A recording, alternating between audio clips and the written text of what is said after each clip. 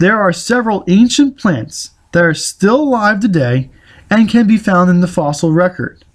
Two of these plants are the ginkgo and the dawn redwood. These two have many similarities. They are both from China.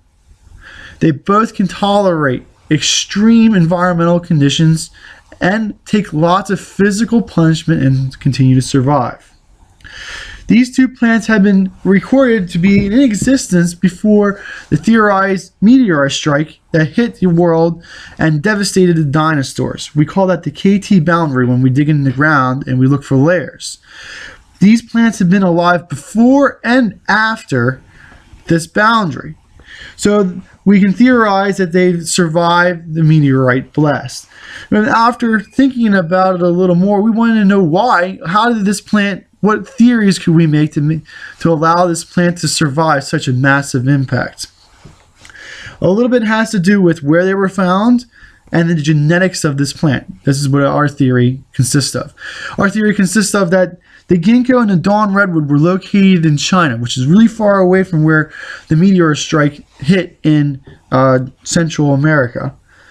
They were found in hilly sections where a plant could be put into the ground and survive a massive impact because of the geography. The blast or the tsunami that entailed wouldn't get to this area, or if it did, the amount of energy that would be put into the plant or the plant would experience from such a blast would be minimal. Then these two plants were actually located about 500 miles apart when they were first discovered in these ancient groves. So the locations that they were found in were good locations to survive a big blast on the other side of the planet. After the big blast, what animals were theorized to remain were small mammals such as mice. And these mice, after the big blast, they emerged and they were hungry and they were looking for something to eat. So they would go over to what plant material was left, which was the ginkgo and which was the dawn redwood, and they would try to survive by chewing on it. Today, ginkgos and dawn redwoods can take massive abuses. We know that because we grow them on our farm. They can take many types of girdle marks. They can take lots of mouse damage. They can take lots of buck rubs. These physical damages that we know that the plant can survive help this plant survive through the meteor impact by allowing it to take abuses of the animals that remained after the blast and continues to survive after generation being mauled and mutilated. The plant can still survive. That's what makes our theory come together. Where the plants that the ginkgo and the dawn redwood were in China, they were very far away from the blast zone. After the blast, whatever animals remained fed upon the plant, and the plant could still survive. And these traits are which we can still see today when we grow the plant. They were both close to one another. Now the last part we want to talk about is why didn't the plant change? Like we heard about Darwin, and the plants will change from generation to generation to better suit themselves to the environment that they're in.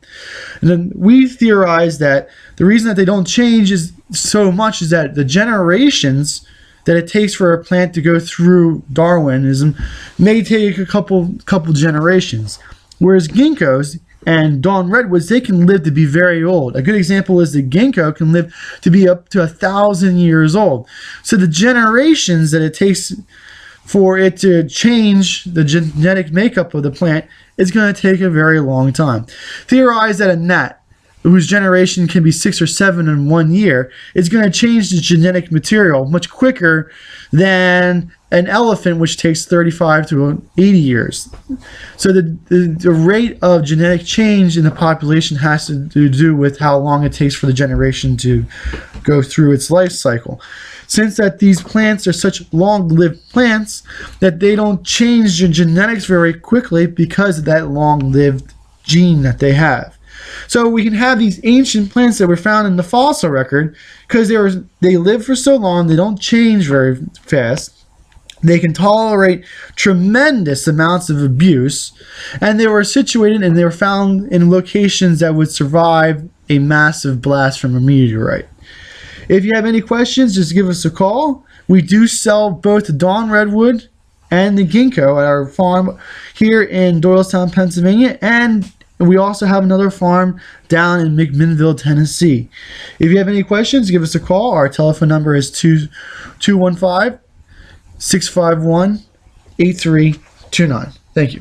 This video is brought to you by Highland Hill Farm. We grow and sell screening and buffering trees for privacy and sound barriers.